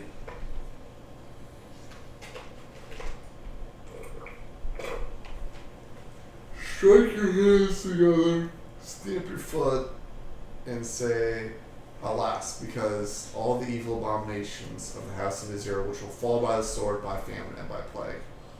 Yeah, so what's up with that? Is he telling him to play like We Will Rock You? It was the inspiration for that song. Yeah. Freddie Mercury's just reading Ezekiel chapter 6, verse 11. He's like, wow, I've got a great idea for a song. I would recontextualize this as well as the people who recontextualized Ezekiel. No, what does that represent? Like, it's not quite like a theatrical sign act like the other stuff, but he is being told to physically do something. What does it represent, you think? Just to draw particular attention to their judgment. Well, maybe making some noise to get the attention of the people. Yeah, and I think it also might just represent like battle. Like it's just like the idea of like a lot of like just basically making a huge like clamorous noise. They have something that sounds like really chaotic. And then again, verse 13, then you will know that I am Yahweh when their slain are among their idols all around their altars. And so it is very interesting how you do have that phrase being repeated again and again, and it's a total reversal of Exodus, to where Exodus, it was then you will know that I am Yahweh whenever I have demonstrated my glory by freeing my people and coming to their aid. Whereas here it's then you will know that I am Yahweh whenever I have caused my people to suffer severely and have fully punished them for their actions. And so in both his redemption and in his judgment, God makes himself known. And that's kind of true, like in the grand meta-narrative of history, that's true, right? Like, what is the greatest moment of redemption in all history? Jesus' sacrifice. Jesus' sacrifice on the cross, right? That's like, without a doubt, God made his grace most clearly known in that moment. And it was revealed through Jesus, right? The greatest act of redemption. What is going to be the greatest act of judgment? Jesus comes back. Whenever Jesus comes back and like makes all things new. And so you have these two stories where you have this moment of redemption and moment of judgment, and both of those ones are where God makes himself known, right? God made himself most clearly known whenever Jesus showed up the first time, born of a virgin, live this life. Like the invisible God became seen, right? That's really cool. But then he's going to be even more clearly known when he shows up to judge. And so it's kind of that same trajectory. You have the Exodus first, and then you have the judgment. I guess that is actually kind of interesting because, like, small scale, you have the Exodus you have the Exodus for the people of Israel, and then you have the judgment of the people of Israel. And then big scale, you've got Christ on the cross, who is the ultimate Passover lamb to the nations, and then that culminates in the judgment of the nations. Which is kind of cool, like how Israel's history foreshadows the history of the world, which is kind of cool. All right, anything else y'all want to say about chapter 6 before we go to chapter 7?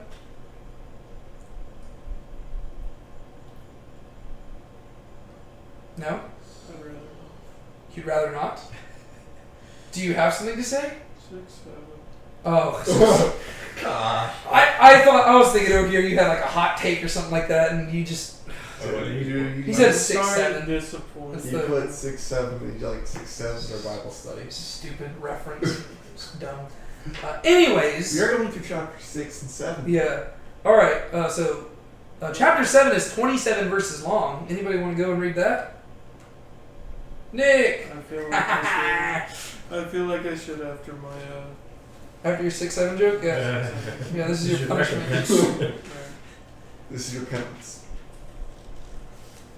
Moreover, the word of Yahweh came to me, saying, Now as for you, son of man, thus says Yahweh to the land of Israel, an end. The end is coming on the 4 corners of the earth. Now the end is upon you, and I will send my anger against you. I will judge you according to your ways, and put all your abominations upon you. For my eye will have no pity on you, nor will I spare you, but I will put your ways upon you, and your abominations will be among you. Then you will know that I am Yahweh. Thus says Lord Yahweh, a calamitous evil, a unique calamitous evil. Behold, it is coming. An end has come. The end has come. It has awakened against you. Behold, it is coming. Your doom has come to you, O inhabitant of the land. The day has come, or the time has come. The day is near. Confusion rather than joyful shouting on the mountains. Now it is near when I will pour out my wrath on you, and spend my anger against you, and judge you according to your ways, and put on you all your abominations. My eye will show no pity, nor will I spare. I will give to you according to your ways, while your abominations are among you. Then you will know that I, Yahweh, do the striking. Behold the day, behold, it is coming. Your doom has gone forth, the rod has blossomed. Arrogance is budded, violence is grown into a rod of wickedness. None of them shall remain, none of their multitude, none of their moaning, nor anything eminent among them. The time has come, the day has arrived. Let not the buyer be glad, nor the seller mourn, for wrath is against all their multitude. Indeed, the seller will not return to himself what he sold as long as they both live. For the vision regarding all their multitude will not return empty, nor will any of them strengthen his life by his iniquity. They have blown the trumpet and made everything ready, but no one is going to battle, for my wrath is against all of their multitude. The sword is outside, and the plague and the famine are inside. He who is in the field will die by the sword. Famine and the plague will also devour those in the city. Even when their survivors escape, they will be on the mountains like doves of the valley, all of them moaning, each over his own iniquity. All hands will hang limp, and all knees will become like water. They will gird themselves in sackcloth, and horror will cover them, and shame will be on their faces, and baldness on their heads. They will throw their silver into the streets, and their gold will become an impure thing. Their silver and their gold will not be able to deliver them in the day of the fury of Yahweh. They cannot satisfy their soul, nor can they fill their stomachs, for their iniquity has become an occasion of stumbling. They transformed the beauty of his ornaments into pride, and they made the image of their abominations and their detestable things with it. Therefore I will make it an impure thing to them. I will give it into the hands of the foreigners as plunder, and to the wicked of the earth as spoil, and they will profane it. I will also turn my face from them, and they will profane my secret place. Then robbers will enter and profane it. Make the chain, for the land is full of judgments that promote bloodshed, and the city is full of violence. Therefore I will bring the most evil of the nations, and they will possess their houses. I will also make the pride of the strong ones cease, and their holy places will be profaned. Anguish has come, and they will seek peace, but there will be none. Disaster will come upon disaster, and report will be added to report. Then they will seek a vision from a prophet, but the law will be lost from the priest, and counsel from the elders. The king will mourn, the prince will be clothed with desolation, and the hands of the people of the land will be dismayed. According to their way I will deal with them, and by their judgments I will judge them, and they will know that I am Yahweh. Even though his words are super intense, I can't help but just like think it's so epic every time he says, and they will know that I am Yahweh. Like, that just sounds cool. Like, I want to just start like, I wish that I was in circumstances so severe where I could just say something, then you'll know that I'm David Tate. Like, it's like, oh shoot, like that's just like a cool thing to like just be able to drop into a conversation. You'll remember my name. Yeah, you'll remember who I am. I'll show you what I'm made of. Yeah, so what do we see in this chapter? Heck, we might even get into chapter 8 today. This is crazy. Well, it's already 8:30, so. It's already 8:40, but Yeah. I mean, but I feel like we can really quickly. yeah. Well, a lot of this is Well, repetition. Yeah, I was gonna say at first, like much of the first ones are largely just repeating. Hey, it's a guarantee that this destruction is going to come upon you. Basically, just emphasizing how doomed The they are. destruction is coming. The destruction is coming upon all Hey, of you. hey, The destruction is coming from me. Yeah, I just imagine like Ezekiel wearing like a one of those what are those boards called, like the end is nigh, like Yeah. like what are those called, the like Placards. yeah, I forget, but I just imagine like we're gonna be like, the end is nigh, the end is nigh, the end is I nigh. was thinking something similar, like Paul Revere, like he keeps going around the Yes. city, just saying, hey, Yahweh is coming, Yahweh is coming, Yahweh is coming. Yeah. So that really is the message of this chapter, to where this is really the first time that Ezekiel has, I guess, it's God speaking to Ezekiel, but I think the implication is that he's delivering this message to the people, right? So chapters 1 through 3 is like his calling. Chapters 4 through 5 are those like initial visions, or I mean not visions, those initial like signs. Chapter 6 is him like yelling at the mountains, and then chapter 7 is really the first sermon, I guess, that he preaches, and it is him just saying, the end is imminent. And you just have this like repetition of like end, coming. The time has come. The day is near. Confusion rather than joyful shouting on the mountains. So if you're thinking that you're gonna get out of this, you're not. It's gonna get worse. Also, one thing I did want to briefly touch on is, have you found any evidence or seen any evidence that Ezekiel lying for the 390 days was like something he did publicly, or was it just something people knew about? I'm assuming all of this is public, because I think the whole point of it is that it's something that they're seeing. I mean, it could be that him lying down, he's like stuck in his house, but it would have been something that they would have known. Yeah, it did specifically say for him to cook the food over poo in front of the people. In front of that part, I understood, Yeah. like, we'll be in person. Yeah. Well, the whole point of these things is like, In front of the because people. keep in mind, Ezekiel himself does not doubt God, and so none of these signs are for Ezekiel. These are things that God is asking Ezekiel to do to communicate the message to the people, and so at the very least, the people would have to know about all this stuff. The whole idea is that they're just not going to listen, anyways. They're just going to be hard-hearted, stiff-necked, and just keep on worshiping idols. And presumably, it's going to go on for a while before they actually listen. But yeah, so what all do we see here?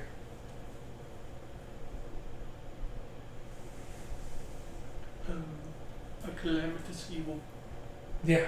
I kind of like the imagery of like in verse 10, behold the day, behold it is coming.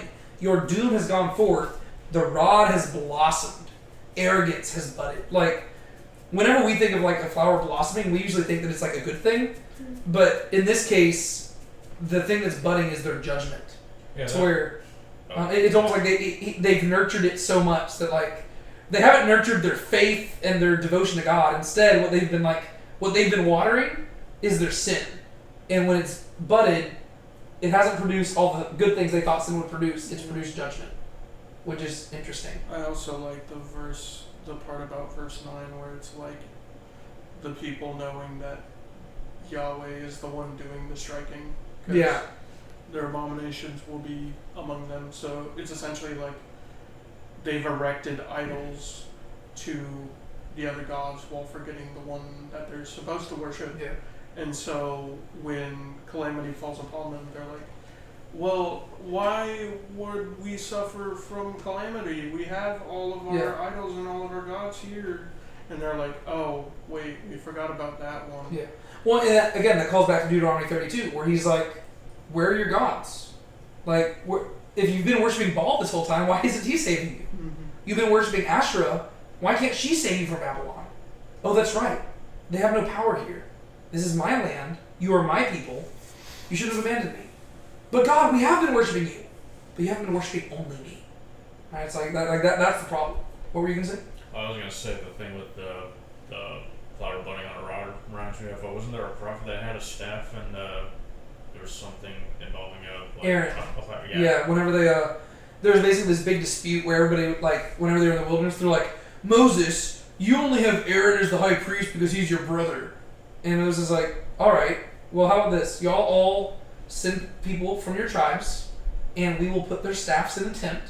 We'll put the names on the staff. And we'll just leave the tents overnight, and God will identify who he wants to be the priest. And whenever they went and got the staffs from the tent, Aaron's rod had budded. And so that was one of the few things they put in the Ark of the Covenant, right? There was manna from the wilderness, there were the 10 Commandments, and then there was Aaron's staff, which is kind of cool. But yeah, so they will know that Yahweh is the one doing the striking. Their judgment has come to bud. The time has come. The days arrived. Let not the buyer be glad, nor the seller mourn, for the wrath is against all their multitude. So don't celebrate in any of your commerce, because all of y'all are going to be crippled soon. Anything on this slide that y'all wanted to highlight? Again, the trumpet's just being blown, like we see that in the book, and we see that with the walls of Jericho. We see that in Revelation. We see it here. Something that's when trumpets are blown. War starting, a battle starting, or judgment is being pronounced. Yeah. Well, even the imagery there, who is it who blows the trumpets? They have one with the trumpet and make everything right, but It'd be the watchmen, yeah. right? The watchmen on the walls are the ones blowing the trumpet, and so here you have two different types of watchmen. Ezekiel is a watchman, but is he a literal watchman? No, Ezekiel's not literally on a wall blowing a trumpet, right? The trumpet he's blowing is his prophecy, right? The literal watchmen, they're powerless, right? They have blown their trumpet and made everything ready, but no one is going to the battle, for my wrath is against all their multitude. So, in the case of the physical watchmen, there is nothing they can do. They can blow the trumpet, they can let people know, but it's not going to have, they're not going to be successful because God has already determined they're going to be destroyed. Whereas Ezekiel is the type of watchman that they actually need, right? Because Ezekiel is not simply warning them about the physical battle coming against them by the Babylonians. He is warning them about the war that Yahweh is waging against them because of sin. And so the way that they can win this battle is by repenting. But that's not going to help them avoid the Babylonians, right? At this point, the Babylonians are going to destroy them no matter what. But that doesn't change the fact that there's basically two layers of battle going on here, right? There's the Babylonians versus the people of Judah, and there's Yahweh versus the people of Judah. The Babylonians are going to win no matter what because God sent them. However, if they repent, God will still forgive them, right? And so I just wanted to highlight, there's the two layers of watchmen there. One of them incapable of saving them. Ezekiel can save them, but they have to listen. So I just think that's kind of cool. Anything else y'all want to highlight?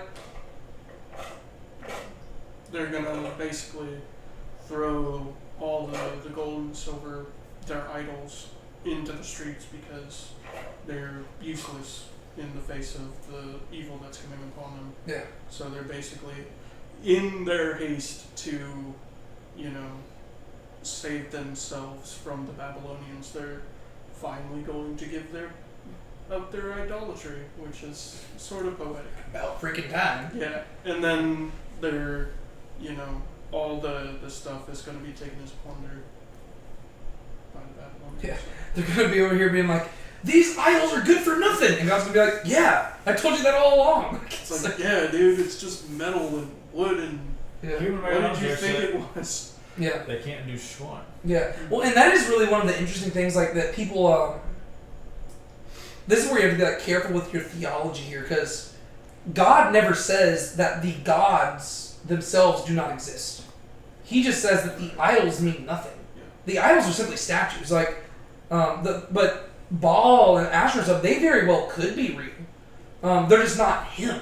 Are you Right, saying, like- are you saying something like maybe they could have been like spirits, like tricked people into thinking that they were gods and that they modeled them after them or something like that? Well, no, I'm just saying that they're like, the Bible admits that there are spiritual beings out there that are living in rebellion against God, right? And like we even talk about this in Deuteronomy 32, where God seemingly appointed certain like spiritual divine beings.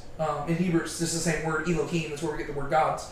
He appointed them over the nations, and so some of these could very well be actual spiritual entities, and God is not denying that. He's just pointing out that the statues, they're nothing. Like, they're literally just objects made by humans, right? It's in the same way why he does not accept you to make an image for him. Because if these other spiritual beings can't be represented by statues, why should he be able to be embodied by a statue? Because he is the uncreated, like, creator of all things. And so that's something to be careful about. Like, he's not denying that those other things exist.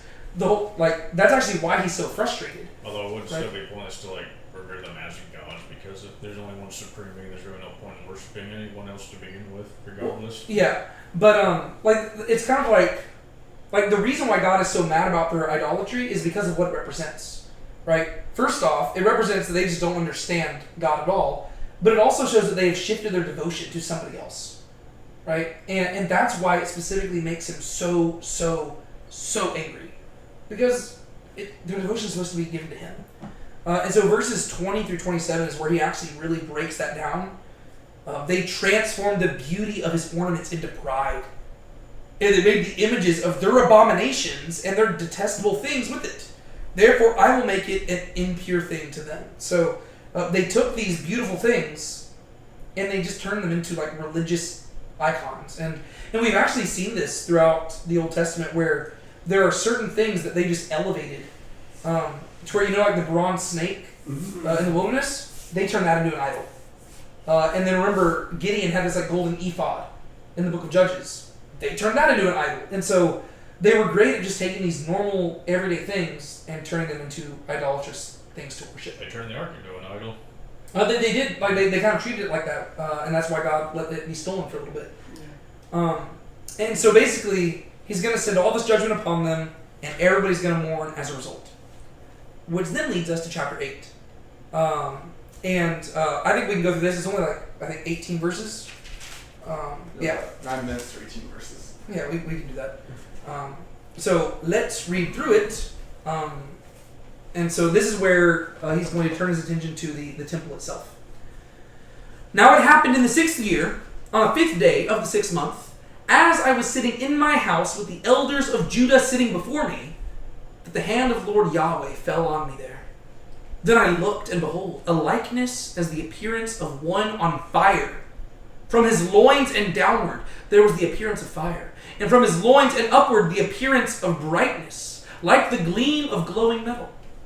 He sent forth the form of a hand, and took me by a lock of my head, and the Spirit lifted me up between earth and heaven, and brought me in the visions of God to Jerusalem, to the entrance of the north gate of the inner court, where the seat of the figure of jealousy, which provokes to jealousy, was located. And behold, the glory of the God of Israel was there, like the appearance which I saw in the plain. Then he said to me, Son of man, raise your eyes now toward the north. So I raised my eyes toward the north, and behold, to the north of the altar gate was this figure of jealousy at the entrance. And he said to me, Son of man, are you seeing what they are doing? The great abominations which the house of Israel is doing here, so that I would be far from my sanctuary? But yet you will see still greater abominations. Then he brought me to the entrance of the court, and when I looked, behold, a hole in the wall. He said to me, Son of man, now dig through the wall. So I dug through the wall, and behold, an entrance. And he said to me, Go in and see the evil abominations that they are doing here. So I entered and looked, and behold, every form of creeping things and beasts and detestable things, with all the idols of the house of Israel, were carved on the wall all around. Standing in front of them were 70 elders of the house of Israel, with Jazaniah the son of Shaphan standing among them, each man with his censer in his hand, and the fragrance of the cloud of incense rising. Then he said to me, Son of man, do you see what the elders of the house of Israel are doing in the dark, each man in the room of his carved images?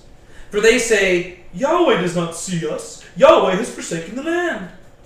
And he said to me, Yet you will see still greater abominations which they are doing. Then he brought me to the entrance of the gate of the house of Yahweh, which was toward the north. And behold, the women were sitting there weeping for Tammuz.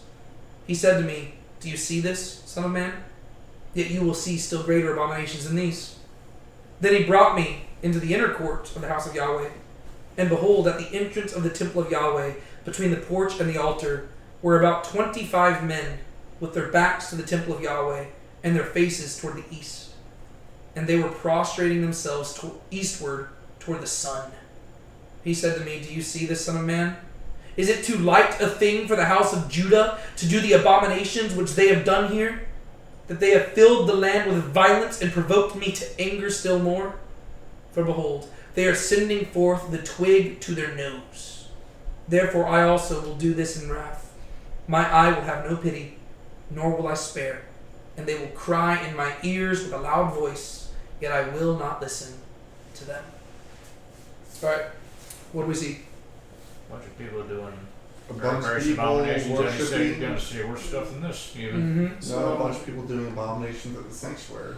Basically, Ezekiel is sitting, like he's having a meeting with the elders of Judah at the time that, like, if this, we don't really know what this corresponds to in terms of, like, where he is at this time, but he's basically sitting in the house, and then the presence of God basically comes to him, and the Spirit lifts him up and takes him to the temple to show him a vision of what's occurring in the temple and how the people of Judah, or how the priests are sort of defiling it. Yeah. And he's like, well, these are my people. I am a priest as well. Like, what are they doing? And it's just a terrible. Yeah, so he sees like 4 different things, Mm-hmm. right? And each one just gets worse and worse and worse. So keep in mind, like, just remind me, what is the temple and what is its purpose and what does it represent? It's supposed to be a place where God dwells, and it's supposed to be a place where, without going into a long description of like what the inner room is and all this and that, it's basically where the high priest is supposed to go and meet God once a year, and then it's where the priests are supposed to offer sacrifices for the people's sins. And it's also a place where people are supposed to gather and worship, primarily the men at that time. Yeah, it's the house of God, Yeah. right? It's where God dwells, and it represents like the whole story of Scripture, right? God wants to dwell with man again, and the temple represents that end goal. But he requires, like, what is the very first command? You shall have no other gods. You shall have no other gods before me. And before me means like it's before my face, like in my presence, right? This is his house.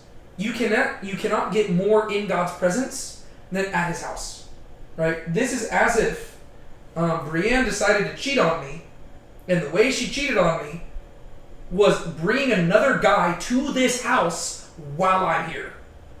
It's like it's hard to think of like a more on the nose way to cheat on somebody, right? You're not even hiding it.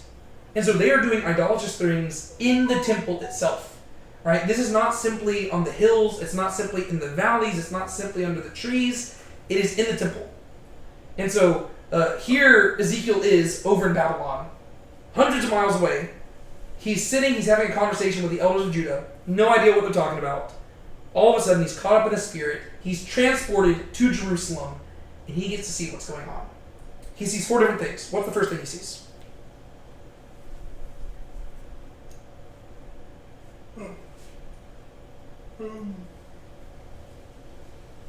It's like verses like 5 and 6. Yeah. The figure of jealousy. Yeah, figure of jealousy. What do you think that represents?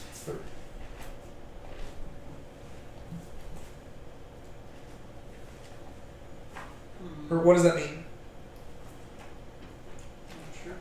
I guess yes. Is it the figure of Yahweh's jealousy? Or is it a figure that's jealous of Yahweh? I think it'd be something that makes God jealous. Oh, that's very So different it's than like what an my idol. interpretation was. So it's like an idol of Baal or Asherah. Or Yeah, it would just be a statue that represents another god, right? So the first command, you shall have no other gods before me. The second command, you shall not make for yourself an idol or any likeness of what is in heaven above or on earth beneath or in the water under the earth. You shall not worship them or serve them, for I, Yahweh your God, am a jealous God, visiting the iniquity of the fathers of the children, right? So God is jealous of other idols, right? Like, so if you have another god and you make an idol, he's jealous of that. And so a figure of jealousy would be a statue of another god, right? And they have lived, so they're basically violating both first and second commandment. Not only are they worshiping an idol, they have brought it right before his face, right? Ezekiel is in the temple, he sees it, they're worshiping it, it disgusts him. Wasn't this something they did even as far back as Solomon? I don't know. I don't think it was under Solomon, but it was under. We did see it in Kings, where they did bring like idolatrous statues into the temple. Well, I know friggin' Manasseh did. Yeah, I think it's probably Manasseh that I'm thinking of. So Solomon did worship other gods, but he didn't bring them into the temple. He built other temples for those gods. Okay, so that's the first thing. What's the second thing he sees? This is like verses 7 through wherever that paragraph ends. He goes into the entrance of the court, and there's a hole in the wall, and he sees a bunch of secret idol worship. Yeah, and so it seems like the temple has already gone into a state of disrepair to where there's like already like a small hole, and so God tells him to dig deeper, and so like I guess he digs to make the hole bigger, but it's kind of a weird thing because it seems to imply that Ezekiel's like caught up in the spirit to where people cannot see him. I'm assuming, right? He's just surveying all this stuff, and so yeah, he gets into like these almost like just like side chambers around the court. And whenever he looks, like on the walls and populating everything, there's just all sorts of statues of animals and beasts and all the things that God said you should not make an idol of, right? There's probably golden calves, golden snakes, golden all this, like there's just all these animals, and who does he see inside there? Or I guess that's on the next slide. 70 elders of the house of Israel.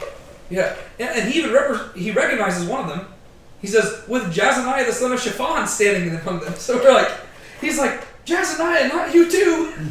And so there's 70 elders, and each man has a censer in his hand, right? So they're performing priestly duties here, and they're the elders, which means they're the leaders, right? So the leaders of the people are performing religious, idolatrous, pagan activities in the temple. And why are they doing this in the chambers surrounding the temple? Be secretive, so okay. Yeah, they're being secretive. Yahweh does not see us, right? It's kind of like those. It always cracks me up whenever people nowadays they're like, "Oh my gosh, I can't believe you would like say a cuss word in a church," and I'm like, "You realize like all because you're not at church doesn't mean God doesn't see you. Like, Yeah. I mean, God sees everything. It always just like cracks me up how people seem to think like God is just localized to certain places, like that he, that when you're not at church, he doesn't see you. It's like, no, he still sees you. But the irony here is that they're not even thinking like that. It's like you don't want to cuss in the sanctuary, so you just like walk out into the foyer. Like they just don't want to do it in the main area, so they just go to like the side chamber where there's like. It's like if I'm in the sanctuary and then I walk out in the main hallway at church, drop an F-bomb, and walk back in. Except obviously it's worse than just cussing. Like this Yeah. is like it's like you bring out your Islamic prayer mat and just like start like bowing down to Allah over in like the kids ministry like room. It's like, whoa, what's going on here? It's like, oh well, I just didn't want to do it in the sanctuary. It's kind of ridiculous. Like start blasting and call the prayer in the middle of service. Yeah, And so then leads to verses 14 and 15. He sees the third thing. What does he see?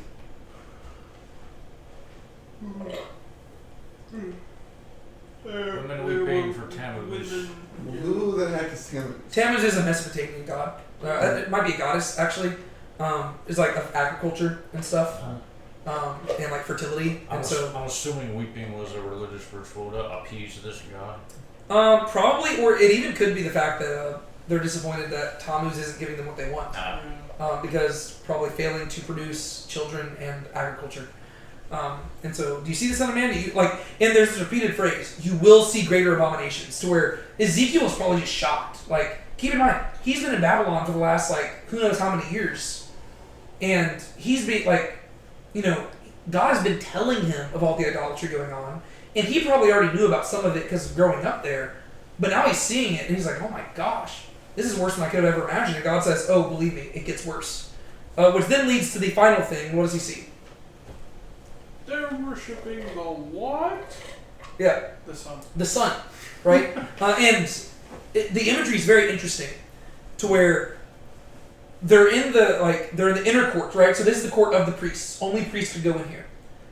And if you've ever looked at like a map of the temple is, it faces like the door of the temple is at the east, and so where they're at, the entrance to the court is further eastwards, and the temple would be to the west. And here they are, right next to the house of God, right where God's presence is currently dwelling there. And they have their backs to it, and they're worshiping the sun in the eastward direction. To where, like, it doesn't get more ironic than this. Because, obviously, God is omnipresent. And even whenever Solomon built the temple, he said that no house of, like, cedar and stone can contain you. But God does, like, at this point, he dwells in a very unique and special way in the temple. Right? And so, these 25 men right here, they are as close to the presence of God as a person could possibly get. Yet they have got their backs turned to him, and they are worshiping the sun, which is millions of miles away. Like, it doesn't get more ironic than that, right? To where it's like it's just total spiritual blindness. And so what does God say he's going to do as a result?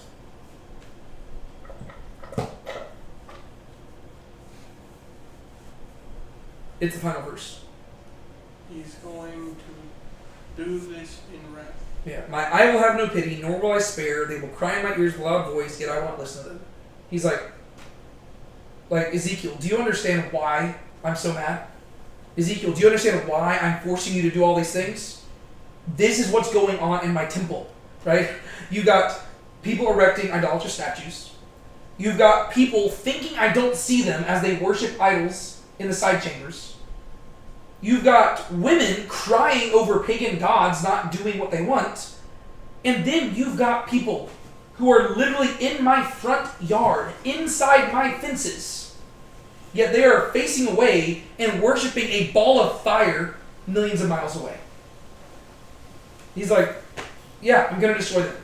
Because guess what? These are supposed to be the holy people of God. These are my people. They're my leaders. These are the priests, the prophets, the princes, and they're all disobeying. So he says, as a result, I'm not going to spare them. I'm not going to show pity. They're going to be destroyed.